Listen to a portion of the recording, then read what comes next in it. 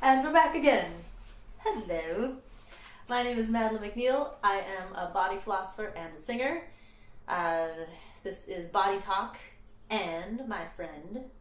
Oh, I'm Amanda Maule. I am a terrified comedian and a mediocre poet. Hi. So I have a Master in Fine Arts and Poetry and an undefended master's in basically humor theory. It's a lot of syllables. I won't.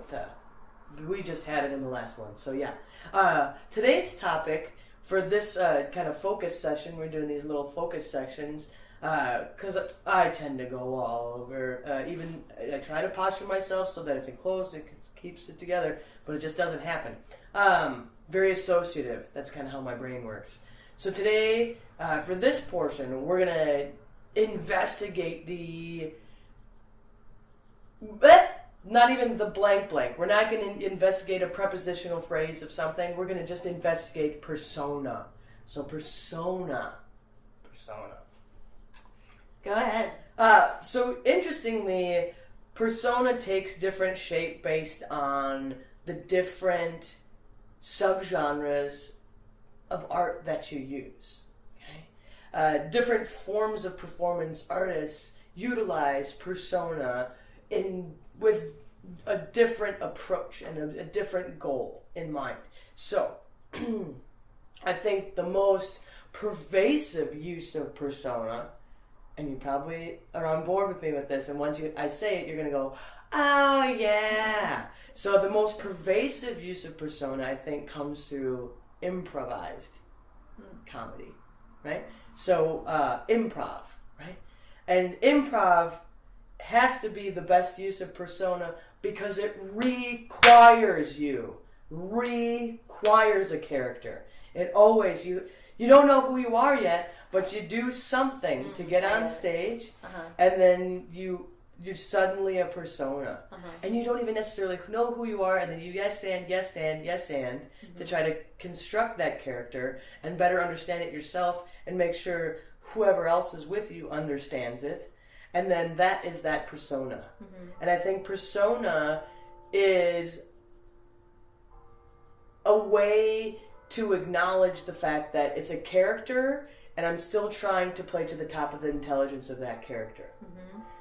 And then you have to occupy, and we had just recently talked about the mind. So here, this is hardcore sub-vocalizing, sub-posturing, because you need to keep your awareness and your wits about you, even if your persona is idiotic.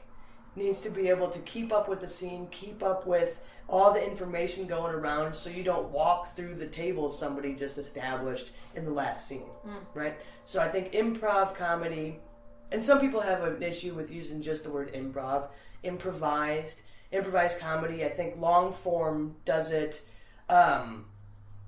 I think long form does it more than short form. Short form are all these. Do you guys know? Whatever. You're not going to talk back to me right now.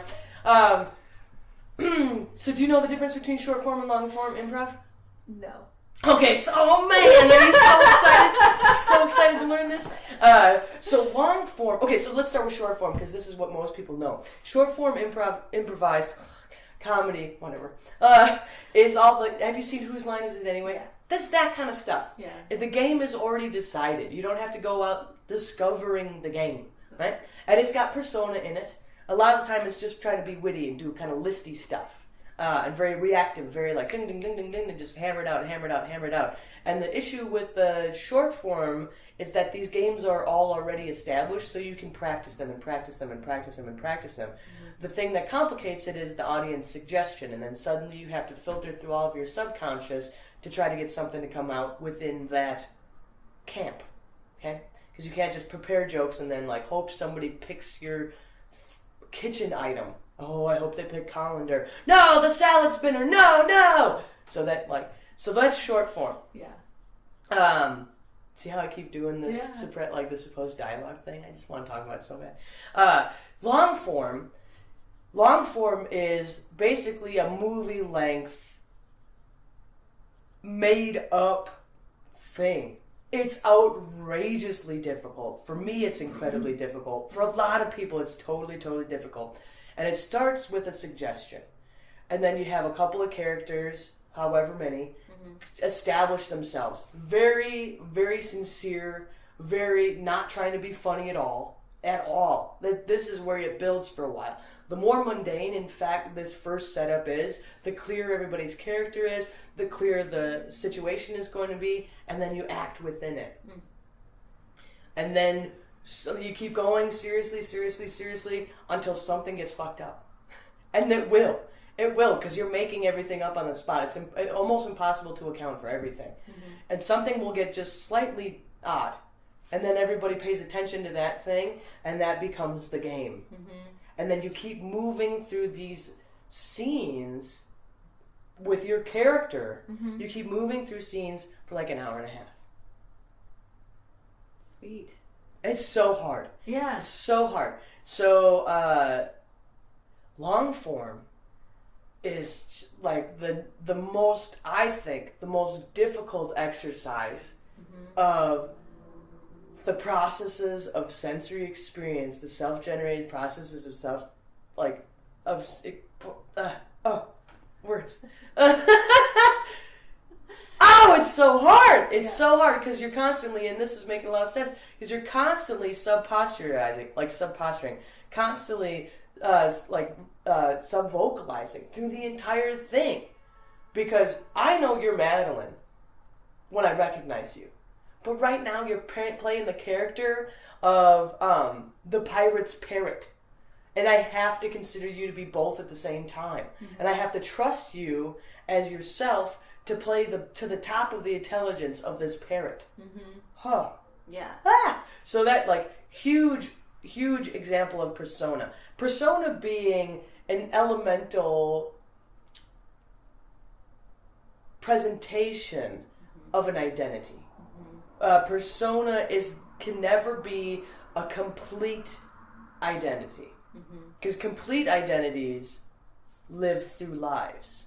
Personae live through experiences. Often those experiences are performative experiences. And we can take this to the high art thing where I'm getting on stage at the Bing. We can take this to the low art thing where I'm just trying to be cool in front of these new co-workers when we're going to sing karaoke. Right? It's still a persona because it's a completed identity. Right? And it brings to mind, it has available the complete identity, and it must choose. Right? And that will be based on how you, and my meta qualities are incredibly important in persona. And physicality is incredibly important in persona. A lot of improvisers will not have a character in mind. One of the generative processes of having a character is to just focus on a specific body part, and then however that moves. And that will teach you who your character is, which is why it's really so interesting related to body philosophy, because it's already in practice in an art form, right? And that art form teaches a very heightened awareness, and oftentimes it doesn't get all the way back into the core, but sometimes it does, because a lot of people just have a limp or whatever. But taking a persona only based on physicality is incredibly interesting to me, because it is a taught thing. Because you teach it. It is, this will work for you, I promise. Practice it and use it as part of your toolbox, right? So improvised comedy has huge implications toward persona. Stand-up comedy, we have very clear examples of persona. Daniel Tosh on stage is not the same person he is, off stage. But I think they're kind of related in the way that he's super fuck you guys, I'm going to point out all these things, and if you take me too seriously, this is all going to fail. And then he gets off stage and he's fucking just. And I think it's related because people just really hate it's like some people just really hate it. And I'm just starting to get on board with Daniel Tosh. So I see what he's doing now. Mm-hmm. I feel what he's doing now. And it makes sense. One of the premier examples of persona is Eli Whitney. And Eli Whitney, we better know as Larry the Cable Guy. Mm.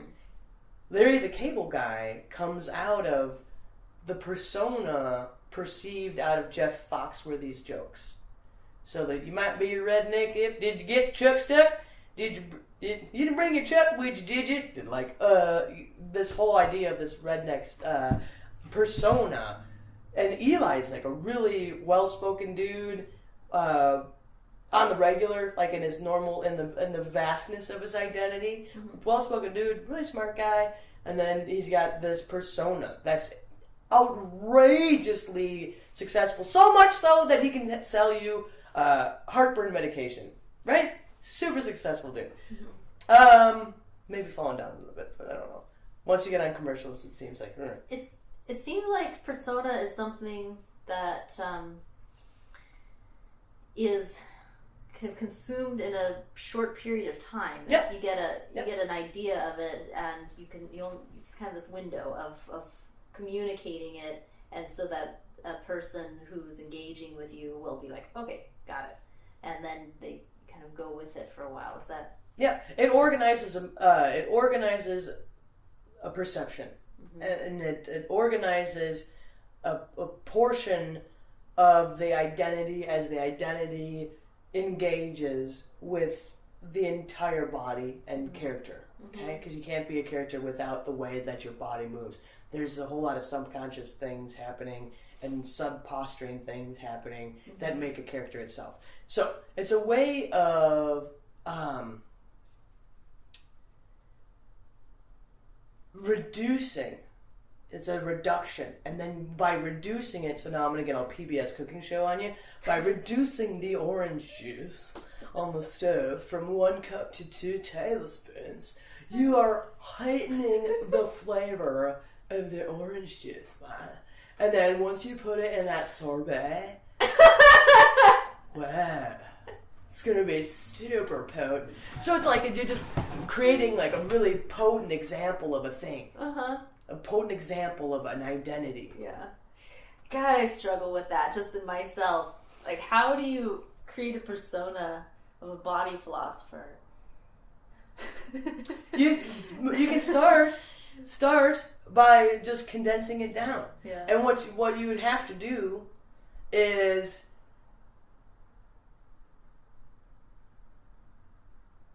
all of the other things that you do. Yeah. Yeah, right. This is interesting. I'm going to be in a burlesque show tomorrow, and originally the director asked if I would be a French prostitute, and I'm singing a song in French. It makes a lot of sense. I like French, so I was like, sure, whatever. And then I actually got into rehearsal. So stereotypical, though. I got into it, and I'm just like, I don't want to be. I just want to be me. In my art, especially, it seems like it's the one chance that I get to be a strong me in front of people. I get to just play with how I would like to just be silly and gregarious as myself. That's the persona. Yeah. Silly and gregarious. Pulling the crowd over. Yeah. Get over here, you crowd. I know you're going to be screaming because that's what happens when I get on stage. Right? Yeah. And that's like, those are parts of your total identity. I'm looking at your notebook down there. You're not carrying your notebook on stage and writing notes to yourself. That's also part of your identity. You're not sitting down like on the chair and thinking about stuff. You're not eating on stage, are you? Those are all parts of your like total reality. Mm-hmm. You're not taking pictures of people, of women disc golfing, are you? No. You're being silly. You're being big. Uh-huh. You're being big in your little bitty body. You're being big in your really huge big voice. And then you're really small with your big huge voice. And whatever. So those are portions of your total identity. You have, no matter what you do, if you're a performer, you have a persona on stage. Because whatever you're doing on stage is different than whatever you're doing in your normal life. And here you can recognize, anybody who's seen any of these can recognize that this is more my stage self. Look how much more mobile I am. Yeah. Look how many more voices I'm using. This is much closer to my stage persona than my, the body talk persona. A lot of listening and right? And here, this is like the thing I know. This is the thing I get passionate about. So here I get and I feel my stage persona, I got shoulders like deer, man. You know what I mean? So my whole range of sensory experience fills in these like aerated spaces. Like if a breeze rolls through there, I'm like, back it up, man, I got a wall. Make sense? Does that happen with the idea of persona? And so the cool thing about the way that you come toward persona as a performer, there are obviously multiple ways. The most basic way, just get on stage.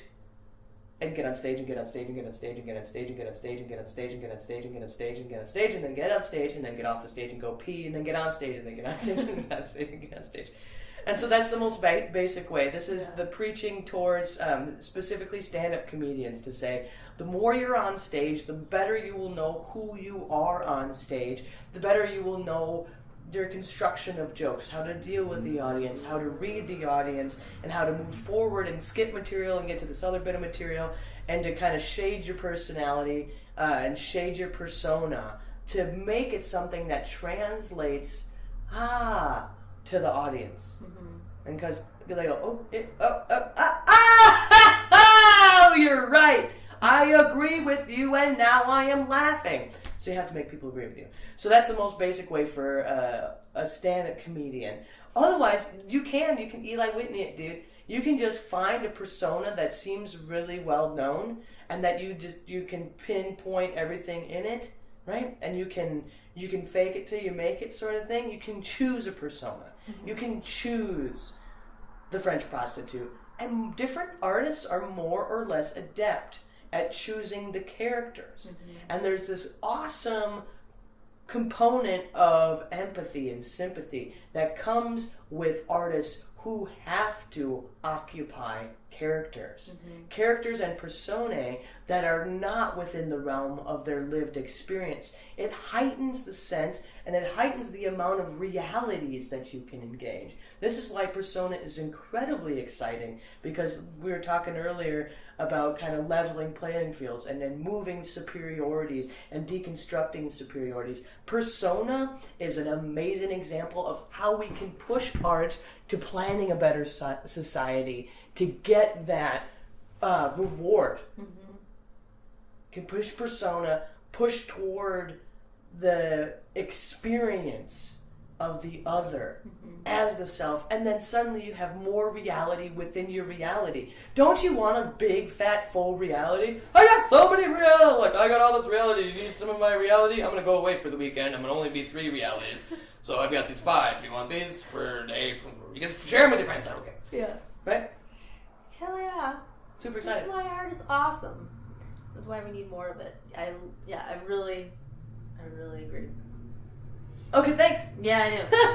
It's so true that how art trains people to understand other people's situation, experiences,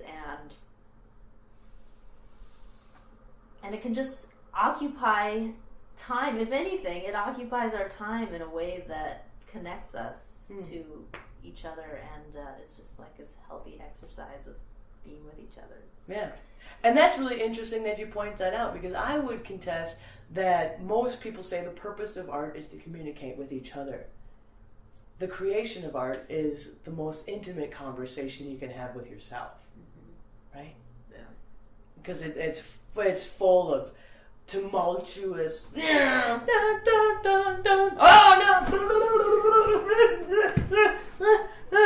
Oh no! Yeah, this is nice. I got this. Whoa, no! It's full of those like, whoa, no, yeah, no. It like when I probably the same for you. When I try to create art, oh man, it's full of euphoria and full of like self-condemnation, right? So I'm like, oh, I suck. I'm pretty good. I'm suck. And now I'm all right. You know. And so that communication is that first communication you have with yourself. Yeah. And then you get nervous and nervous and nervous and nervous, and then you stick it out in the world, and then you hope somebody says something back. Yeah. Maybe. Yeah. Are you gonna say something? Yeah. Oh my gosh. And persona is a way to kind of like piecemeal things out that are really, really complicated. Mm-hmm. You can use persona. You can just smack a persona. You can smack it right into the ground to make a point about what that persona is like. Mm-hmm. And this is why so much of humor is parody.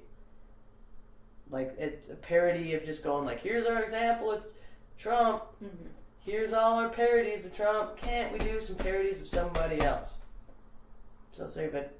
Okay, never mind. Sorry. So I'm really angry right now. Every time I do anything on anywhere on the internet, I'm just getting really pissed off. I get really mad. But that's not the point. Yeah. We could make that another topic. I'm there with you. I'm there with you, dude.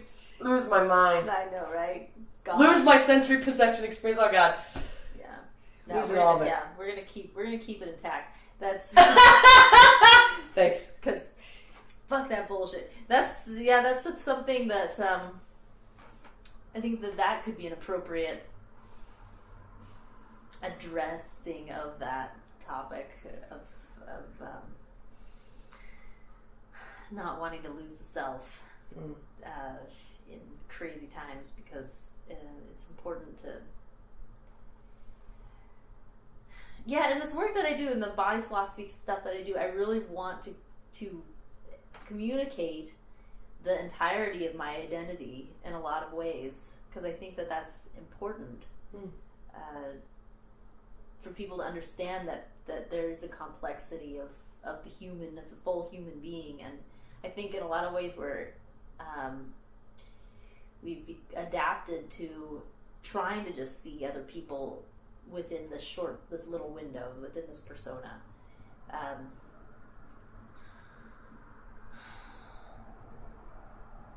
don't know. I mean, like, I don't know why I love everything that you're saying about persona. I'm just kind of thinking about the extreme expression of it, maybe. If people are just personas and not like full identities. I think it's constantly cumulative, and with the opportunity, I don't know. Well, we have the idea of repressed memory, right? People change. There's this declaration that people are incapable of change. I don't think that it's you're incapable of change. I think you're incapable of nullifying the fact that you were who you were when you were that thing. Mm-hmm. So it's constantly cumulative. Mm-hmm. Your behaviors might be totally different here in your life than they were over here in your life. But it doesn't separate you from the knowledge of that entire experience. This is why when addicts quit, that only addicts can quit with other addicts. Like, you have to, only people with dead, like, moms who commit suicide can really identify with people who had moms who commit suicide. That experience never goes away. The entirety of an identity doesn't ever go away. The knowledge is still there. It might not come forward and be presented as behavior. So the fullness of an identity, I think we are always a fullness of identity. I think it's cumulative. Mm-hmm. And I think that because we must communicate with others, and that's always difficult, that parts of the persona kind of like move in and move out and move in and move out. And I don't think anybody in a singular interaction that's more than like, hi! Whatever, now I'm trying to make a whole bunch of concessions. I hope, maybe it's that I hope. I hope that people aren't just simple personae in their interactions. I do believe the more intimate your relationship with someone is, the more you know of their complete identity. Mm-hmm. And I think it's most important for people to consider themselves a complete identity, so that one, you're not just riding your own train going, toot toot, I'm the winner! You know, just for a little humility, probably somewhere in there, or a little kind of trying to work on something. When people become complacent and stop working on the completeness of their identity, I don't know what the point of living is. Because the completeness of identity, I think, what does identity allow you to do? It allows you to have confidence in interacting and capacity for empathy. Mm-hmm. To fill a complete identity, I think you must interact. I think you must empathize with other identities. Because it's like, oh my God, it's almost like Halloween, man. And you gotta go to every house, you gotta get every kind of candy, you gotta fill up your bucket, and then you can eat it and get sick. But then, you beat the system, man. You got the full-size Snickers. I have no idea. That's kind of a messed up metaphor. I'm not sure. Does that make sense, though? I think what you're trying to do is kind of bring your entire identity all with you all over. Mm-hmm. Yeah. So you carry. I think it will be easier conceptually in body philosophy if we think of the mind and identity as some part of mind-ishness as well. Mm-hmm. As the mind is like a process. What is it? Like a self-generated sensory experience? Yeah. So self-generated sensory experience. All of those infiltrate identity. All of that. Like each one, if you just try to parse that out, they all filter into identity. And identity is the giant cathedral of personae, of a self. And so if you're more adept at having an awareness of all of the sensory perception, how that's generated, what's happening there, then you can carry a more complete identity with you. Mm-hmm. The less aware you are of your perceived, of your self-generated sensory experience, the less aware you are of the self-generated sensory experience, the more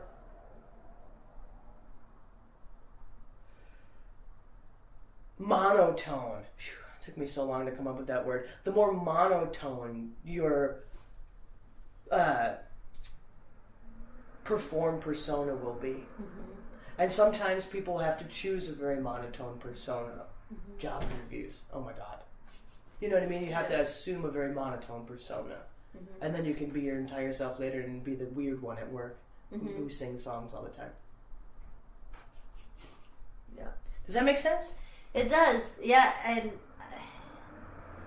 I like a lot of it. It gives me a lot to think about. Ha ha! Take that! Right? You there making me have self-generated sensory experiences all the time? Yeah, I think, what time are we at? Because I could just keep on talking. Yeah, it's pretty much. We done it? Yeah. Okay, cool. We'll just leave with a lot to think about, because that's good. Thank you. Might be helpful to know what kind of things are you going off to think about. Well, we talk about topics partly to understand them, but partly to imagine how to go forward. And we both of us like to observe and understand and analyze the world around us in a big scope, in a big sense. The world. You like to think about the world. So I'm just very interested in the idea of persona as you try to engage larger groups of people in ideas about how we address problems that are very real, that affect lots of people. And so that involves creating a persona, but also wanting that persona to be rich enough with depth that it's